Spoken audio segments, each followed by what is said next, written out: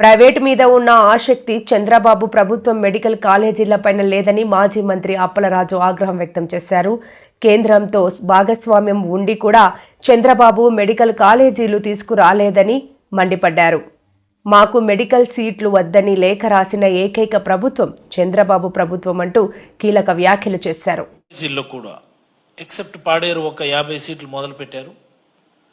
వాటన్నిటి నిర్మాణాలను కూడా స్టాప్ చేసి ఆ నిర్మాణాలు పాడవకుండా సేఫ్ లెవెల్ క్లోజర్ చేయాలని, అంటే ఆ పర్టికులర్ కాంట్రాక్టర్స్ ఎవరైతే ఉన్నారో వాళ్ళతో మాట్లాడి నిర్మాణాలు పాడవకుండా అవసరమైనటువంటి తాత్కాలిక నిర్మాణాలను పూర్తి చేసి సేఫ్ లెవెల్ క్లోజర్ చేసి వాటన్నిటినీ కూడా ప్రైవేట్ వాళ్ళకి అప్పచెప్పేయాలన్నటువంటిది ఆ జీవో యొక్క సారాంశం.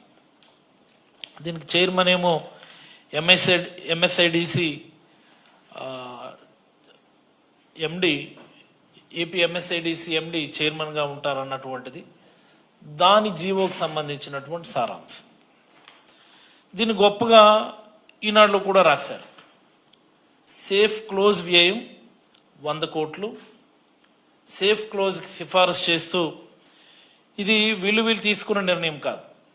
మొన్న ఆగస్టులో గౌరవ ముఖ్యమంత్రి గారు తీసుకున్నటువంటి రివ్యూలో ఆగస్టు 12వ తేదీన నారా చంద్రబాబు నాయుడు గారు ముఖ్యమంత్రి హోదాలో రివ్యూ తీసుకొని ఆ నిర్మాణాలన్నీ నాపేయండి, సేఫ్ క్లోజ్ చేయండి, ప్రైవేట్ వాళ్ళకి అప్పచెప్పేద్దాం, పీపీపీ మోడల్లో వాటిని టేకప్ చేద్దామని చెప్పి ఆయన చెప్పినారట. దానికి అనుగుణంగా ఈరోజు ఒక జీవో ఇవ్వటం జరిగింది. నేను అడుగుతా ఉన్నా, ఈ రాష్ట్ర ప్రజలందరూ కూడా తెలుసుకోవాల్సినటువంటి అంశం ఇది.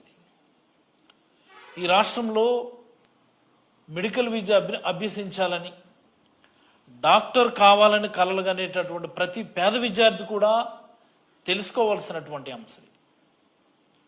చంద్రబాబు గారు ఎప్పుడో 1995లో ముఖ్యమంత్రి అయ్యారు. ఆయన 95 to 99 ఒక టర్మ్, 99 to 2004 వరకు ఒక టర్మ్.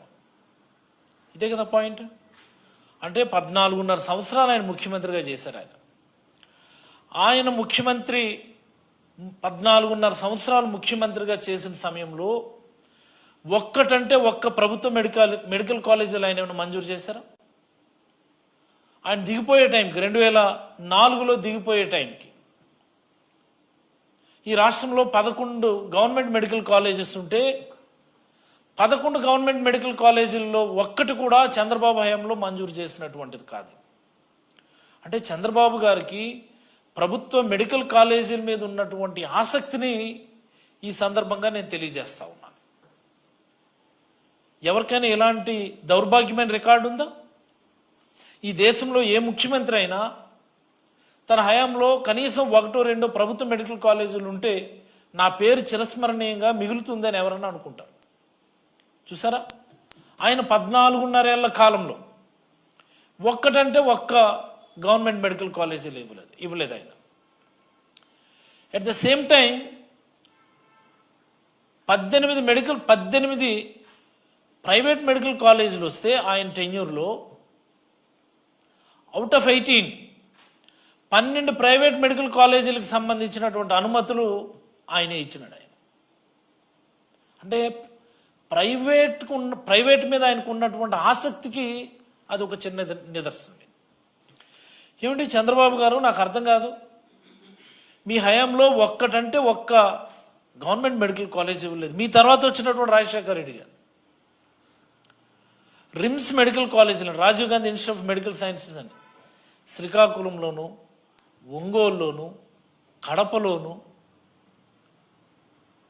మరి అలాగనే అనంతపురంలో ఒక గవర్నమెంట్ మెడికల్ కాలేజ్, వీటన్నిటిని ఇచ్చారు ఆయన.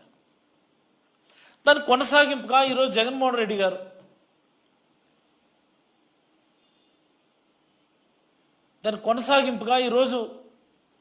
జగన్మోహన్ రెడ్డి గారు 17 మెడికల్ కాలేజీలు ఇచ్చారు. 17. ఇంకొక టెన్యూర్ ఉంది చంద్రబాబు గారు, మళ్ళీ 14 నుంచి 19 వరకు ఒక టెన్యూర్ ఉంది. అప్పుడు 9.5 ఏళ్ళు, ఇది ఒక 5 ఏళ్ళు, మొత్తంగా 14.5 ఏళ్ళు. పోనీ రాజశేఖర రెడ్డి గారి హయాంలో ఇన్ని గవర్నమెంట్ మెడికల్ కాలేజీలు ఇచ్చారు కదా,